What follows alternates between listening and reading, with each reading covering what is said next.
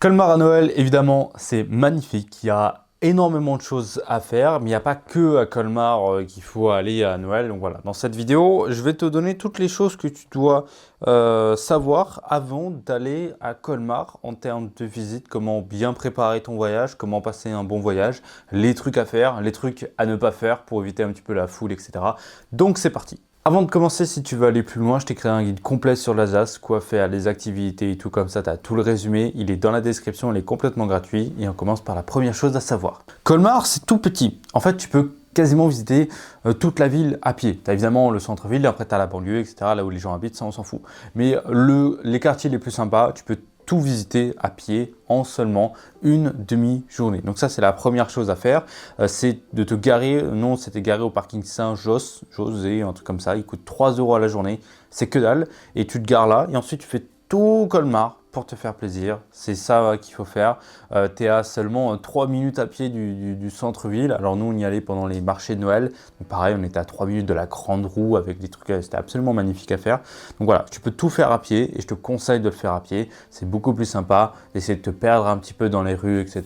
plutôt que de chercher à faire les trucs, etc. Deuxième chose à savoir, c'est qu'il y a 6 marchés de Noël dans la ville de Colmar. C'est pas regroupé dans un seul endroit comme la majorité des marchés de Noël que tu peux voir dans n'importe quelle ville. Il y en a 6 et donc il y a un petit parcours à faire et du coup tu traverses un petit peu toute la ville. Il y a des marchés de Noël cachés.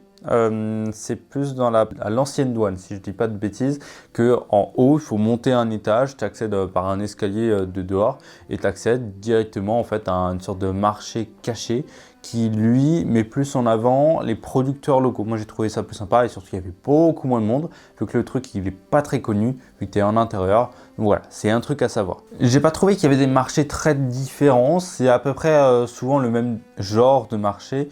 Mais d'un marché à l'autre, tu peux avoir en fait des producteurs locaux qui ne sont pas sur d'autres marchés, tu peux avoir des trucs différents.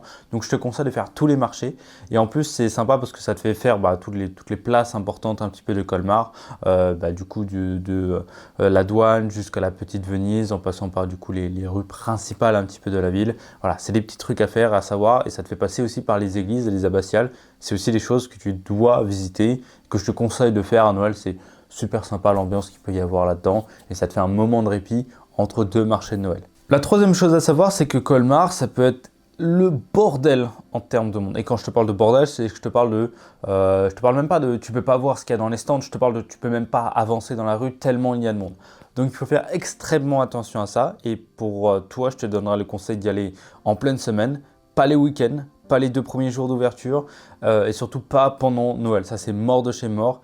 Vas-y, je pense les 2 premières semaines de décembre, l'ouverture est passée, donc voilà, la première grosse vague est arrivée. Tu y vas en semaine là où il y a moins de monde et tu y vas avant 18 h. Ça, c'est chose importante avant 18 h parce qu'après les gens ils finissent le boulot, ils ont envie de se faire une petite balade à Colmar et ça devient le gros bordel et surtout il y a les illuminations, les gens ils y vont pour ça. Donc c'est le gros bordel. Donc moi j'y suis allé à midi, de midi à 18 h. À 18 h j'avais déjà tout fini, donc je me suis plus posé dans des endroits qui étaient beaucoup plus calmes, beaucoup plus jolis, j'ai trouvé, vu qu'il y avait moins de monde et vu que j'avais déjà tout visité, j'ai pu partir tranquillement et j'ai esquivé un petit peu toute la foule. La petite Venise, c'est pour moi l'un des spots les plus beaux. On a évidemment tout le style de l'Alsace en termes d'architecture. On a l'eau, c'est magnifique, mais c'est petit et c'est blindé. Donc si tu devrais faire une chose, c'est ça en premier, je pense. Et de jour, je trouve ça plus joli parce qu'il y a moins de décoration pour la petite Venise. En tout cas, on voit moins. Donc voilà, vas-y de jour. La première chose que tu fais à Colmar, à la limite, c'est ça. C'est pas très loin du parking Saint-José.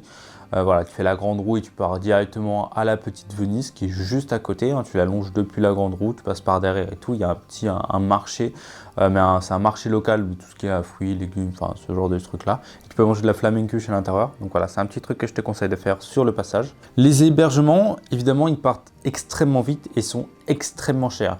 Donc moi, ce que j'ai fait, c'est que j'ai logé dans la banlieue de Mulhouse. C'était moins cher et j'ai pu faire Mulhouse, Colmar, qui était à seulement 20-25 minutes en voiture. Donc ça, c'est très pratique finalement. Et tous les autres petits villages, voilà. Donc tu n'es pas forcément obligé de loger à Colmar. mais c'est plus sympa. C'est aussi plus sympa d'y aller en voiture parce que du coup tu peux faire beaucoup plus de choses que les trucs à pied et dépendre un petit peu des transports. Même s'il y a des navettes qui t'amènent dans les petits villages type Rivire, Geisenberg, Ribeauvillé, etc. Voilà, ça c'est aussi un truc à savoir. Ce qu'il faut savoir, c'est que le marché de Noël, il ferme à peu près le 29 décembre, je crois. Après, ça dépend un petit peu chaque année. Mais les décorations de Noël, elles sortent pas, voilà, elles sont pas supprimées dès les premiers jours de janvier. Non, ça reste un petit peu. Donc là, ça peut être une période à la limite plus intéressante pour y aller. Noël est fini. À la limite, tu vas même après Noël. Il y aura moins de monde évidemment. Et surtout en janvier, là, il y aura quasiment plus personne. Et là, tu pourras découvrir un petit peu la ville avec une ambiance Noël passée. Mais c'est toujours un petit truc à faire. Voilà, ça t'évite un petit peu la foule si tu t'y prévois un petit peu en retard pour aller à Colmar. Par contre, le froid, il est assez violent, réel, mais c'est le froid style Noël et tout, donc c'est pas très grave finalement. On oscille entre les températures un petit peu négatives, même en ressenti, et les températures avoisinant les 2-3 degrés maximum. Mais du coup, il faut bien te couvrir.